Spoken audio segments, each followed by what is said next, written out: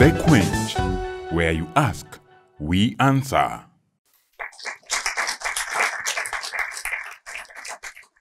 Now, did you know that most people go through traumatic incidences before the age of 18, which generally affect how they react to other people? Before we went to the break, we had been given different examples of extreme behaviors in relationships that we would like our psychologist to talk to us about.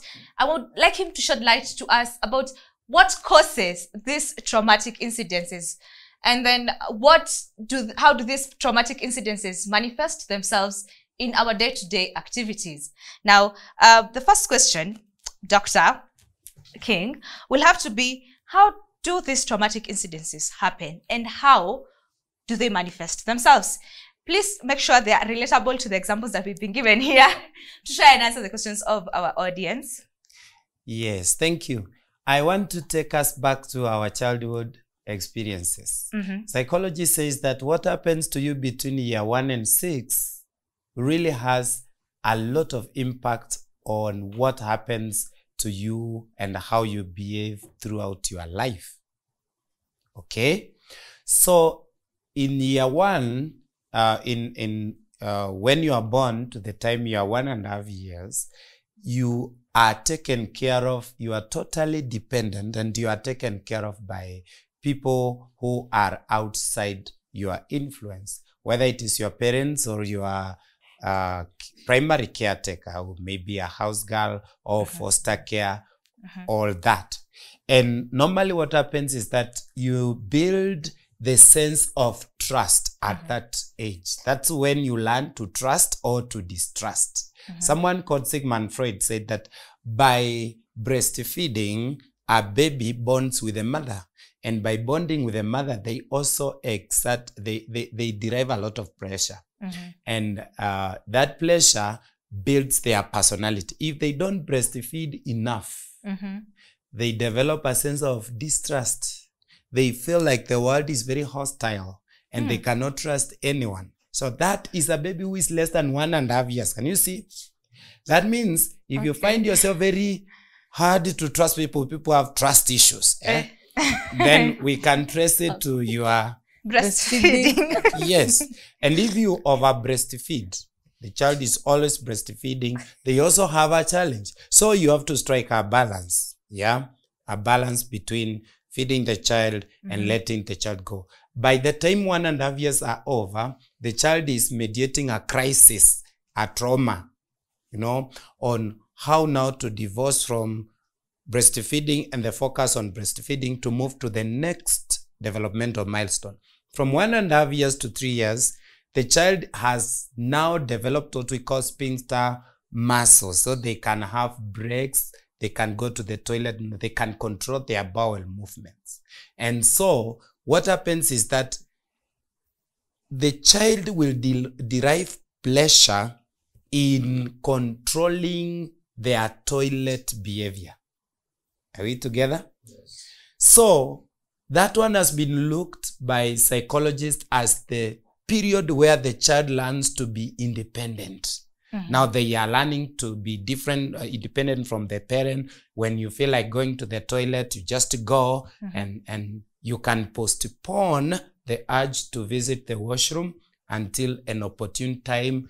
And that control gives the child a sense of control. Now, if you don't develop that sense of control, autonomy, at that point in time, it means that throughout your life, you will be feeling like you have no control and others can step in and control you. That is why some people get susceptible to bullying. Okay? By 3 years, the child wakes up and becomes biologically male or female. Wow. The boys discover they have a manhood. The girls discover they don't have. And the boys are very proud because having a manhood is really something. And the girls feel bad because why don't I have mine? So the girls look at their mother and they see she's just like me. So she must have conspired with others to deny me mine. And so they envy their brothers because you have it. That's serious. So you'll find that every time a small boy is touching himself there, to confirm whether it is still there. All right? And the girl will still also touch herself there to confirm whether a miracle happened. Okay? So, one of the things that you see you can threaten a small boy with is castration. If you threaten a small boy that I'll take it away, that boy will do whatever you want just to protect it. Now, by the time the boy is in 6 years, they have mediated all those developmental milestones. Okay. Now, if you did not mediate it properly, you get stuck. And if you get stuck, you come now to the stage where now you discover relationships. While you still feel you can't control, you are not in control, you are not in charge. And now you have this girl. Hey, I love this girl, but I don't know how to. I'll just show signs, I'll buy gifts. But if I see someone who exercises more control, it hurts me. But sijamwambia ninampenda ama ninamtaka, lakini namnunulia gifts. Nikiwa na yeye namuonyesha niko sawa, but sijawahi sema. So there is no official psychological contract. Are you seeing that? Yes. But the man may be fighting a complex that was developed while this boy was growing up. Okay. He does not have that control. Then there is the other one. Our sister, she went into the first relationship. She got hurt. I would ask how long it took to transition to the next relationship. Because traumas or psychological or emotional hurts is like a shadow. Until you properly process that injury, if you move to the next one, imagine you are playing a football, then you sprain your ankle, and before you even get first aid, you wake up and say, game iendelee. Will you be able to play well? No. You are likely to get even more hurt, because if you are working with that sprained ankle, you are likely now to break a bone. So that is what we call chronic trauma. The first one leads to the second one. And because the first one makes you very sensitive, very hyper, alert. You are looking for any simple indicator that this may happen. Yes. And so you are suspicious. If it happens now, it will hurt you. It may hurt you in a small way, but you will respond the first heartache plus this heartache, you bring it in wholesale. To one. Yes. So now, if you have not properly processed the other one, you come into this one, and maybe the other one is coming with the trauma, then what happens is that this person hurts you, maybe unintentionally. You overreact, so you hurt the person who may be carrying their own trauma also, and then they react. So now you become two negative energies coming together. Remember, by the way, emotion, which is the core part of any relationship. Emotion is made up of two words, energy and motion. Yes. It's energy in motion. And so your energy, if it is negative, and his energy, if it's negative, when they come together, they cause an explosion. So he starts seeing you being difficulty. You see him being hurtful. When you express it in a way that will hurt him, then he reacts like a man to assert his manhood. He hurts you even more. So you break that one. You have two wounds. Now you move to the third one. It's a preparation now to get a fracture, let alone a wound. So the best thing that I would say is mediate, process, take time. Once you are given a character formation, you break up from a relationship. First of all, take time. Process this one. Ask yourself, did I do anything wrong? What part did I contribute? Was I in the wrong? Was he in the wrong? Yes. What would he have done better? What could I have done better? Yes. And then once you analyze that, and then you analyze your emotions, mediate your emotions, talk to friends if you can, talk to close people that can help you without judging you. And then when you are healed, now move on. A wound that is covered, because that's what we do, our emotional wounds, you cover it. It does not go away. It just keeps on getting worse and bigger, septic. And when a wound is septic, sometimes it stops being painful. Yeah. So you feel it's not painful. And when you start talking about it later, it's like washing that wound. A healing wound is more painful than a wound that is getting worse. So you mediate that. When you finish, you can move to the next one. Have you ever experienced extreme emotions? Yes. Before I take it back to Psychologist King, have you experienced people with extreme behaviors? They either get angry too fast, they want to be alone a lot more than normal. What levels of extremes have you experienced in your interactions with people? Or in my life, rather. Of course, I have experienced extreme emotions. Yes. Maybe anger against people, and maybe the people are treating you. You feel like you would explode. Even at some point, emotions against my own husband, because of maybe some kind of a tendency. He will come up with maybe a behavior that will provoke me. And it provokes me to be emotional. And sometimes I later maybe regret, why did I behave like this?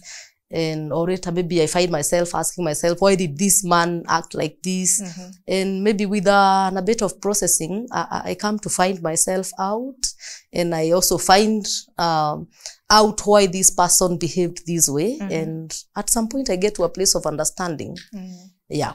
Okay, now and to my audience, have you people experienced extreme emotions? And I think I'll take two.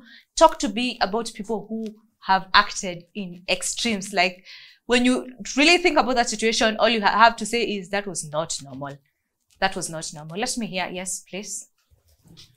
Hello, my name is Benjamin Masila.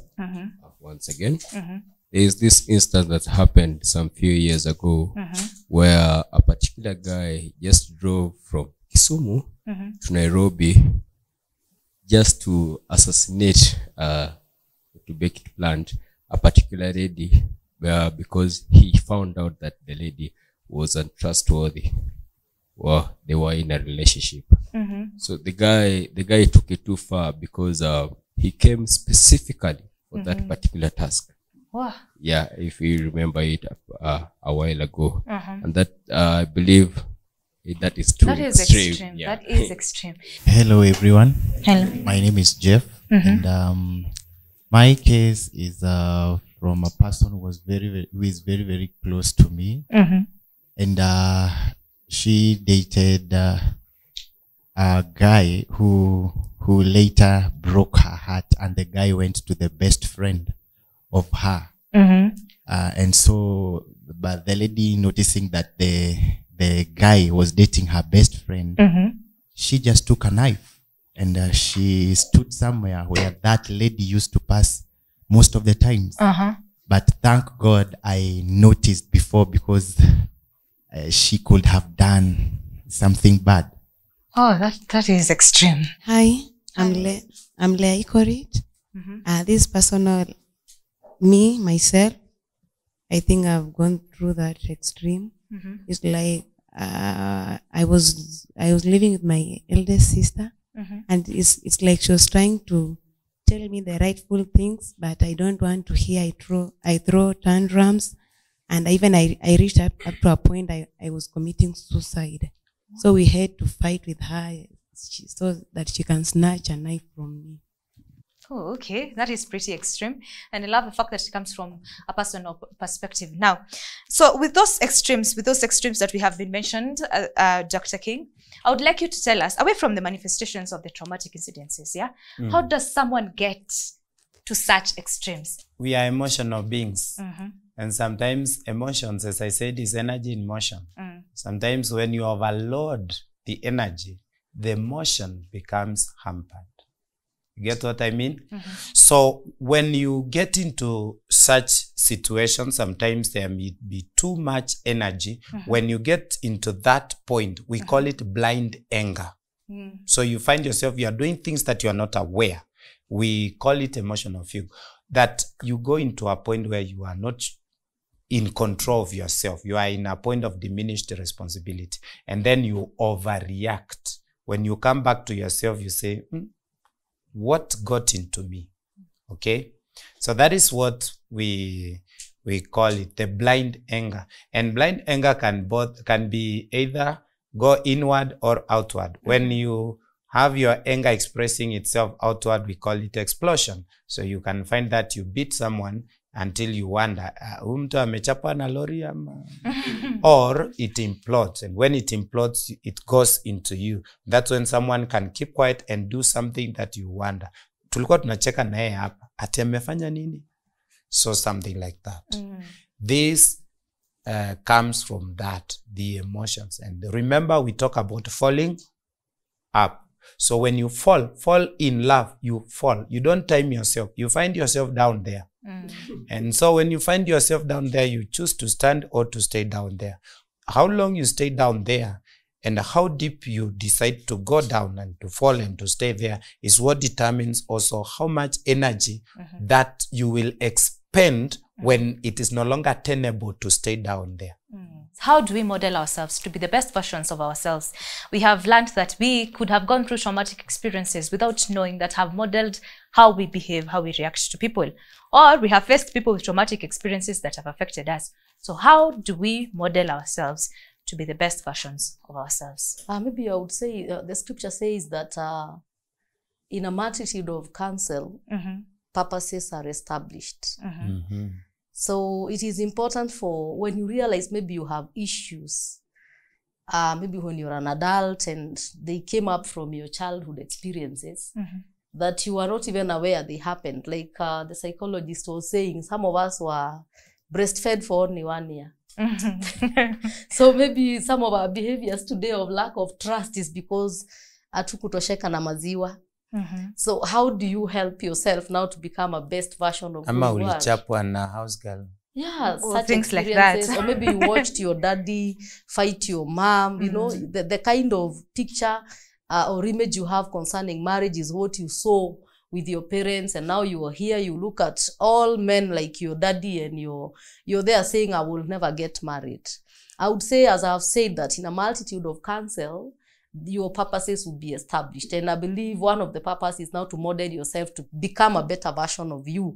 And in church especially, we have stigmatized people who seek counsel so much. You will hear maybe somebody, just because you're born again, we want to kind of bias life into just faith and prayer and giving seed so that we can be delivered from our past. But I want to say it here that it is good to live a balanced life. Yes. You are a spirit that is living in a body and with a soul. So we cannot only take care of our spirits as born-again Christians, because this is a kingdom setup kind of a show. Yes. I think I want to get out of us the bias of just being spiritual beings that never take care of their emotions and their mind, their soul, you know, your mental health. So address your mental health issues. Just the way you would go to the hospital when you have symptoms for malaria. If you realize you have issues with your life that are making you maybe break your relationships or live badly with people, we have psychologists who are professional on those lines of treating your mental health issues. And allow me give a personal testimony. Just as I am as a pastor's wife, at some point I went through some issues that I may not want to put on air. And I got to a place, married to a whole apostle, born again, spirit filled. And I got to a place I saw maombi peke yake haitatosha hapa. Yes. I've got to balance. And as born again as I am, I sought counsel from a psychologist. And what I was going through, I was taken through a process of trying to find myself out and come back to my senses. And I tell you, in about a month, I was out of that pit. So what I'm simply saying, seek counsel. Don't think that when you go to a counselor, you have backslidden from salvation. You are not balance your life. Christian. Yeah, you are still born again. Seek counsel because that is where your purposes will be established. It is not a weakness. And then I would also say that let's not stigmatize the people who seek counsel as in they lack faith, because we are condemning people in church. We hauna imani, unaenda kupeleka counsel nini. And even in our marriages, especially men, most men will say, mimi huwezi nipeleka kwa counselor. your relationships That is here. wasting money. You're dating a woman would have been very potential, but because of the issues they went through in their childhood, instead of seeking counsel for help, you dump them. You go to another one. You realize they are the owner of what you have left the other one for. So it's good to seek counsel. So it becomes a cycle of events. Yeah. 2 words just before we get out of here. 2 words, ladies and gentlemen. Emotional intelligence. Emotional intelligence. Learn to know your emotions, because when you know your emotions, then you can process them properly.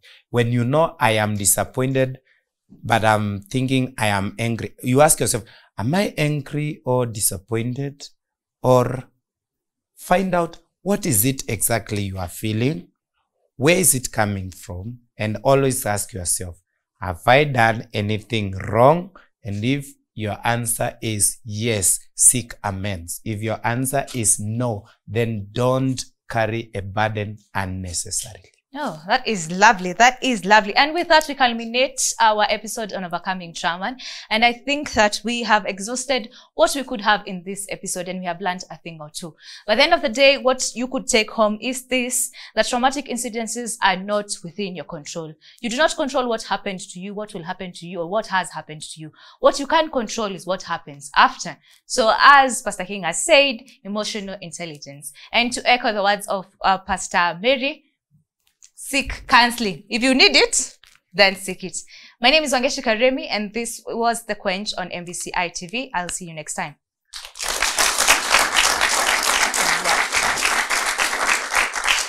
The Quench, where you ask, we answer.